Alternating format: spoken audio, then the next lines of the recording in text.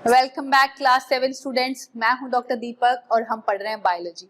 Biology में बेटा हम पढ़ रहे हैं nutrition in plants and animals, और इसमें हम पढ़ चुके थे the parts of the human digestive system. अब ह्यूमन डाइजेस्टिव सिस्टम के बाद बेटा what all steps are involved in the human nutrition, we have to study these in detail. तो हर ऑर्गन को पकड़ेंगे और उसमें क्या क्या डाइजेशन हो रहा है उसको हम करते चलेंगे। So number one is mouth. हमने लास्ट वीडियो में क्या पढ़ा था कि माउथ क्या क्या करता है। माउथ के अंदर होते हैं teeth, they chew the food, वो चबाने में काम आएंगे। देयर इज टंग, वो उसको म्यूकस के साथ पूरा मिला देती है। सलाइवरी ग्लैंड से जो हमारा सलाइवा निकलेगा उसको सारा मिक्स कर देगी टंग। सो ये इंपॉर्टेंट स्टेप्स हो रहे हैं माउथ में।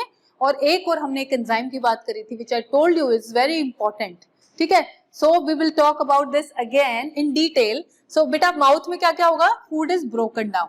Number one, it is broken down into small pieces by teeth with the help of tongue। ठीक है, तो इसको हम ब्रेक कर रहे हैं। Food materials get mixed with saliva. दूसरा हो रहा है mixing with saliva to form the bolus. Now this is the term जो आप पहली बार आपके सामने आई है। लास्ट में बेटा सारा खाना चू करने के बाद मुंह में जो पूरा एक बॉल बन जाती है फूड की मिक्स्ड विद सलाइवा, उस बॉल को हम बोलते हैं bolus of the food. Okay, so bolus is the part of the food जब मुंह में चूइंग के बाद जो बन जाता है उसको हम बोलते हैं bolus. Okay, so bolus is then pushed into the pharynx. Mouth के बाद क्या आता है बेटा, फेरिंक्स। तो फेरिंक्स में बोलस पुश हो जाएगा and eventually it gets swallowed into the oesophagus. Swallowing होती है बेटा निगलना। ठीक है, स्वेलोइंग होती है निगलना, जैसे हम कुछ निगलते हैं उसको हम बोलते हैं swallowing. So swallowing, this is swallowed into the oesophagus. Pharynx में, फेरिंक्स से ईसोफेगस में। उसके बाद this step is called as ingestion, taking in of the food. जो हमने पहले बात करी थी, the first step in human nutrition is ingestion, जो कि हमारा ये पूरा स्टेप होता है इंजेशन। ठीक है, digestion is initiated in mouth. अब इंजेशन के बाद डाइजेशन है वो भी स्टार्ट हो गया है माउथ में with the help of enzyme amylase, जो मैंने आपको बताया था इज इंपॉर्टेंट। और अमाइलेज क्या डाइजेस्ट करता है, कार्बोहाइड्रेट। और कार्बोहाइड्रेट में मैं बात करूं तो स्टार्च को डाइजेस्ट करके शुगर में कन्वर्ट करता है। Now the important points in the mouth, कि माउथ में हमारा चूइंग ऑफ द फूड होती है। उसके बाद क्या होता है बेटा, एक सलाइवा के साथ मिक्स होकर इट फॉर्म्स अ बोलस। वो बोलस जो है फेरिंक्स में जाता है। That bolus of food from pharynx is pushed into oesophagus. ठीक है, इतना काम हो गया। उसके बाद जो होता है बेटा सलाइवरी अमाइलेज एंजाइम होता है and it digest the carbohydrates. And carbohydrates में मैं बात करूं तो it digest the starch into sugar. So this is the first step जो माउथ में हो जाएगा, जो हमने बात की है। Moving on to the oesophagus. अब ईसोफेगस में क्या हो गया बेटा, the bolus of food oesophagus में पुश हो गया फेरिंक्स से। अब इसका क्या होगा, सो ईसोफेगस को हम क्या बोलते हैं, फूड पाइप। मतलब it will work as a pipe कि फेरिंक्स से लेके स्टमक तक फूड पहुंचाना है, बट कोई डाइजेशन इसके अंदर नहीं होता है। ओनली पेरिस्टाल्सिस की हेल्प से जो फूड का बोलस है वो नीचे शिफ्ट होता है। Okay, so no digestion occurs here. ये भी एक इंपॉर्टेंट बात है कि ईसोफेगस में कोई भी डाइजेशन नहीं होता है। So food simply moves down the oesophagus with the help of peristalsis. Peristalsis movement की हमने लास्ट वीडियो में बात करी कि कैसे कैसे पेरिस्टाल्सिस मूवमेंट होती है। ठीक है, so esophagus, no digestion of food. Now moving on to number 3. Number 3 in the stomach. अब stomach में क्या क्या होगा, stomach contains certain glands called gastric glands. जैसे हमारे salivary glands माउथ में होते हैं, ऐसे ही gastric glands हमारे stomach में होते हैं। Whenever the term gastric comes, it means stomach. जहां भी हम gastric term की बात करेंगे, gastric अपने आप में ही stomach मीनिंग होता है गैस्ट्रिक का। ठीक है, so gastric glands that produce gastric juice. The gastric juice contains water, hydrochloric acid and an enzyme called pepsin. So बेटा दो इंपॉर्टेंट चीजें यहाँ प्रोड्यूस होती हैं, एक तो hydrochloric acid and the number 2 is enzyme pepsin. So acid क्या करेगा बेटा, acid activates the enzyme pepsin. जो पेप्सिन एंजाइम यहाँ पे है, जैसे ही एसिड आता है वो उसको एक्टिवेट कर देता है, और ये करता है हमारा pepsin converts proteins into simpler substances called peptones. तो अगर मैं एक इक्वेशन बना दूं बेटा, तो अगर हमारे प्रोटीन्स हैं जो पेप्टोन्स में कन्वर्ट होंगे, ठीक है, और ये किसकी हेल्प से कन्वर्ट हो रहे हैं बेटा? They are being converted with the help of pepsin. ठीक है, और पेप्सिन को एक्टिवेट कौन करता है? पेप्सिन को एक्टिवेट करता है हाइड्रोक्लोरिक एसिड। सो हाइड्रोक्लोरिक एसिड पेप्सिन को एक्टिवेट करेगा और ये पेप्सिन जो है प्रोटीन्स को पेप्टोन्स में कन्वर्ट करेगा। और ये सब कहाँ हो रहा है? All this is happening in stomach. So this whole slide बेटा I have summed up into this equation. अगर आप सिर्फ इतना पार्ट देखेंगे कि दो चीजें सिक्रीट हो रही हैं हमारे गैस्ट्रिक ग्लैंड से, number 1 is hydrochloric acid, number 2 is pepsin. This hydrochloric acid it activates the pepsin, और जो पेप्सिन है बेटा ये प्रोटीन्स को कन्वर्ट करता है पेप्टोन्स में, और ये होता है सब स्टमक में। पेप्टोन्स जो है बेटा छोटा डाइजेस्टिव पार्ट है प्रोटीन्स का। जैसे प्रोटीन डाइजेस्ट होना स्टार्ट होंगे सो पेप्टोन्स बनाएंगे सबसे पहले। तो अगर मैं बात करूं कि where the digestion of carbohydrate starts, the digestion of carbohydrate starts in the mouth with the help of salivary amylase, ये हम बात कर चुके हैं। So where the digestion of protein starts, the digestion of protein starts in the stomach with the help of enzyme pepsin, जो कि हमारा present होता है स्टमक में। Fine, so this is how this whole thing happens in the stomach. Moving on to the fourth thing which is the small intestine. Small intestine में हमने बात करी थी बेटा the major absorption and the major digestion will now occur in the small intestine. Small intestine is divided into three parts. Number 1 duodenum, number 2 jejunum, and number 3 is the ileum. So how do we remember them? We call it DJI. So duodenum, jejunum, ileum. Okay, so the first part of the small intestine is duodenum, the second part of small intestine is jejunum, and the third part of small intestine is ileum. So duodenum is the upper part of the small intestine, and duodenum beta is only a small part of small intestine, but it is very important. Why it is so important?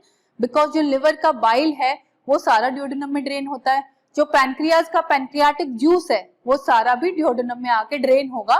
सो जो major digestion है वो सारा हमारा होगा duodenum में। सो duodenum receives, very important line, it receives the bile juices, bile juices आएंगे हमारे liver और गॉल ब्लैडर से, and it receives the pancreatic juice, pancreatic juice आएंगे हमारे पैनक्रियाज से। सो पैनक्रियाज का सारा duodenum में आएगा, लिवर का सारा duodenum में आएगा। Now अब bile juice यहाँ पे आ गया है। I told you in the last video that bile juice will help in the digestion of fats. Okay, so bile juice helps in converting the fat into simpler tiny droplets by the process of emulsification. So here comes a new term, emulsification.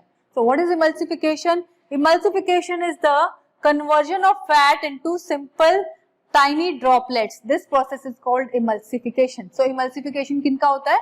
Emulsification होता है fats का. So emulsification is the कि fats को simpler droplets में convert करना, इस process को हम बोलते हैं emulsification. और कौन help कर रहा है इसमें? Bile हमारा इस process में help करता है. Now we have talked about bile. The second thing जो यहाँ पे आ रहा है duodenum में, that is the pancreatic juice. Now the pancreatic juice contains enzymes. Pancreatic juice में बेटा डाइजेशन ऑफ कार्बोहाइड्रेट्स और प्रोटीन्स दोनों होता है, तो it contains amylase for the digestion of carbohydrates and trypsin for the protein digestion, also lipase for the digestion of fats.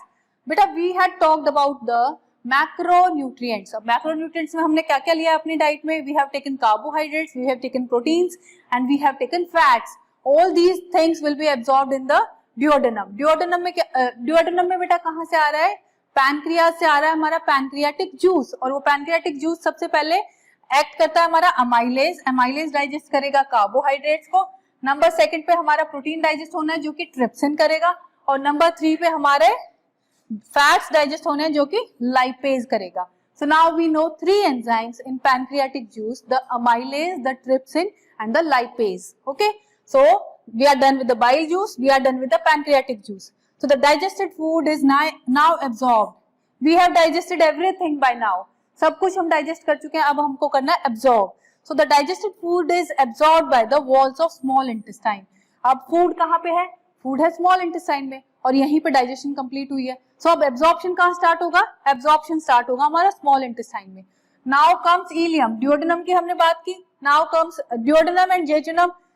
There occurs absorption and digestion both. Okay. Now comes the ileum. It serves for both digestion and absorption. Fine.